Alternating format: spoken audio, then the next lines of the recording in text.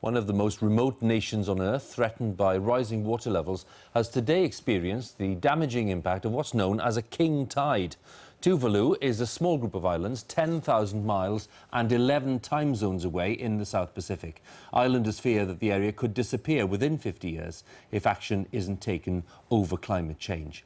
Well, our environment correspondent, David Shookman, has travelled to the islands, and we can join David there now.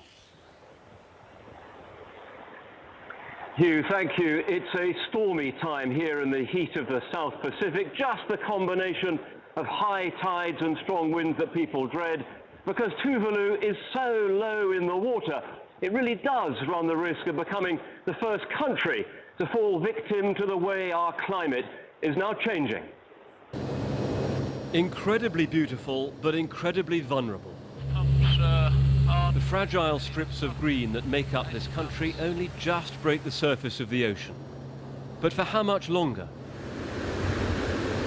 The mighty waves of the Pacific pound the shoreline during what's called a king tide, the highest tides of the year, and the effects can be devastating.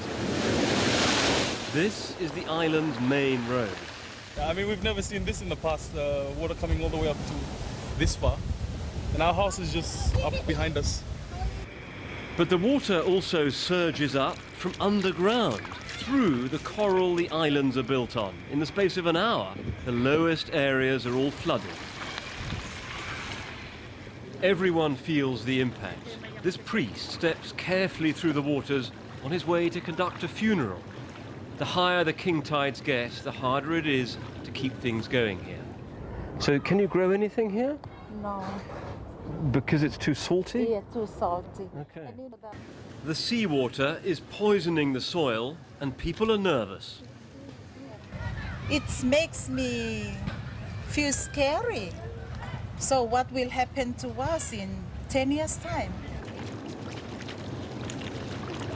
This isn't like other floods that I've covered with a single catastrophic event. Instead, it's a creeping process with this seawater flowing up into the heart of these islands and slowly, but effectively, killing them off.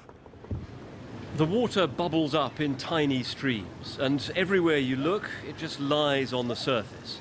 And the problem is getting worse. At the harbour, the rising swell is monitored by an Australian system. The measurements go back 15 years. And at the local Met Office, they say the king tides are getting higher, a trend forecast to continue. In prediction, the next 5 to 10 years, the king tide is getting worse and getting higher than normal. Then most of the coastal areas would be washed out. The implications are alarming. A typical high tide reaches about 2.5 meters. A king tide like now can be more than 3.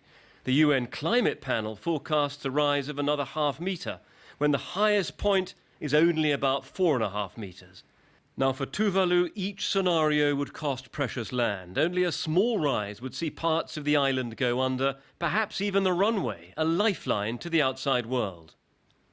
How long have you got? Not more than 50 years.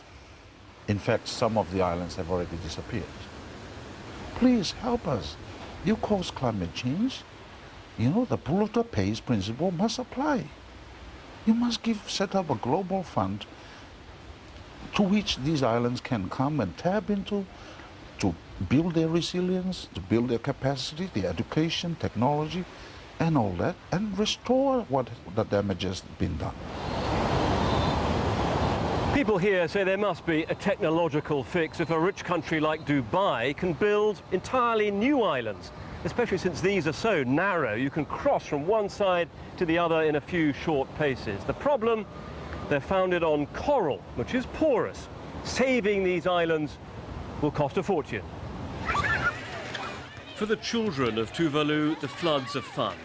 But for them to lead their lives on these islands will require massive international support. And with just 11,000 people here, will the outside world think it's worth it? Now, of course, Tuvalu does get some aid, but not nearly enough to keep the rising sea at bay. So the international community faces very soon a difficult choice of whether to draw a line between those who get saved and those who don't. And in the meantime, people here are getting ready for another king tide. Right now it's low. It's due to get very high in about 8 hours' time. Back to you in the studio. David, thank you very much. David Shukman there, our environment correspondent in Tuvalu.